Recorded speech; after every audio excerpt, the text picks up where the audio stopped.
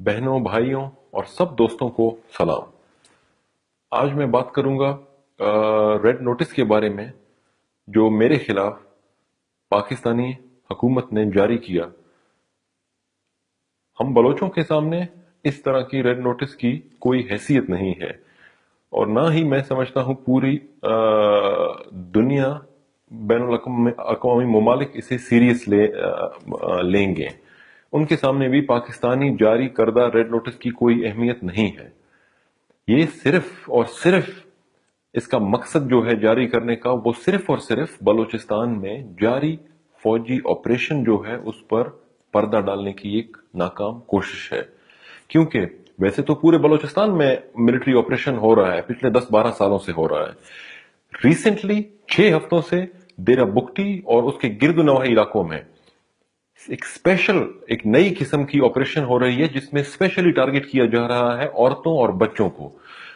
औरतें और बच्चे, उन्हें पकड़ा जाता है, हेलीकॉप्टरों में डाल दिया जाता है और नामालूम मकाम पर मुंतकिल कर दिया जाता है।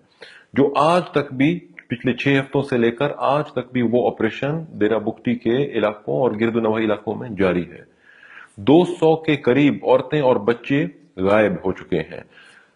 लोगों के घरों को मुसम्मार किया जा रहा है। माल मवेशियों को हेलीकॉप्टरों के जरिए बमबारी करके मारा जा रहा है।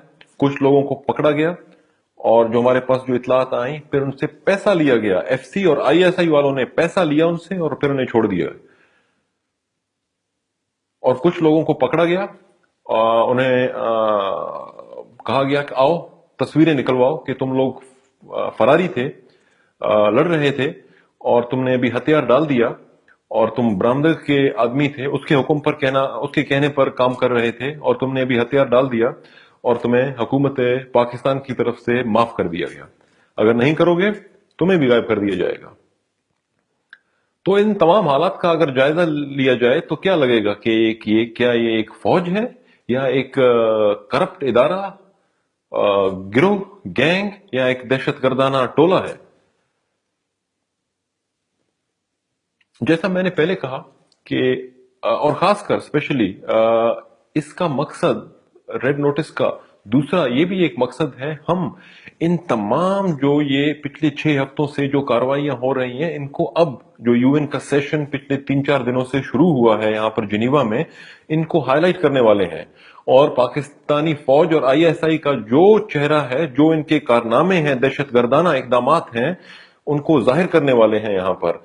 तो वो ये एक कोशिश है कि रेड नोटिस का वावेला रचाओ ताकि वो एक काउंटर हो और हम भी एक नया प्रोपेगेंडा शुरू करें उसको काउंटर करने के लिए, क्योंकि उन्हें पता है कि हम यहाँ पर क्या करने वाले हैं और क्या तैयारी कर रहे हैं।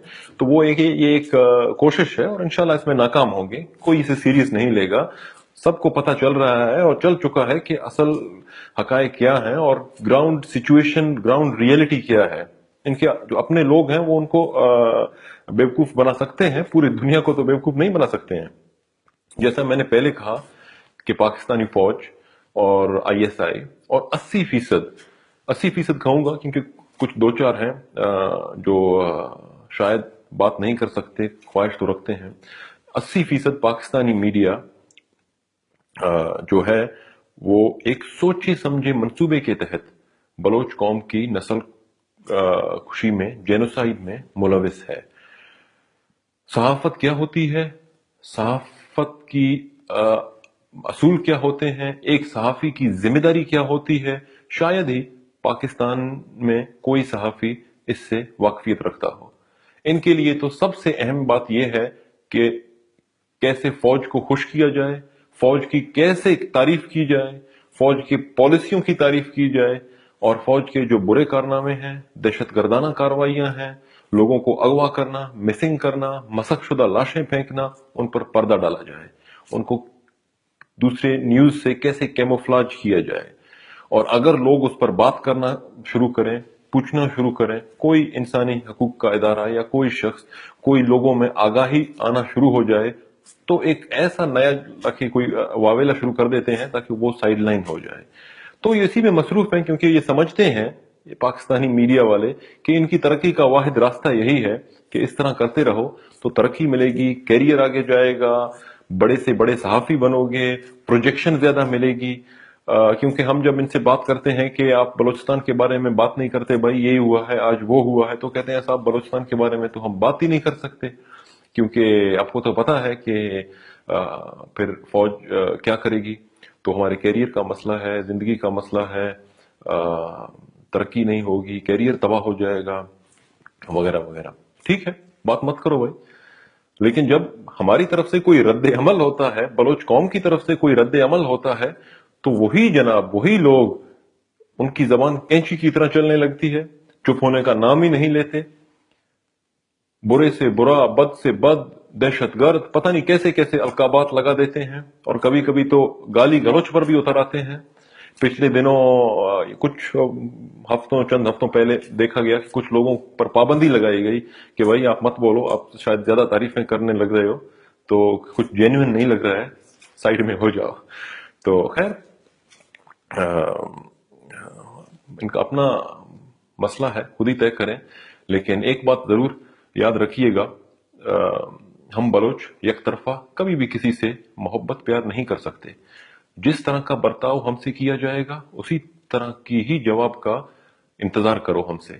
اور اگر ہم وہ جواب نہ دے سکیں، کیونکہ آپ طاقتور ہیں، آپ کے پاس تو فوج ہے، جیٹ ہیں، طیارے ہیں، اور اتنی بڑی فوج ہے جو ہمارے پاس نہیں ہے. ہم مظلوم لوگ ہیں، غریب لوگ ہیں بلوچ، لیکن کم از کم نفرت کرنے کا حق ضرور رکھتے ہیں. نفرت کریں گے آپ سے.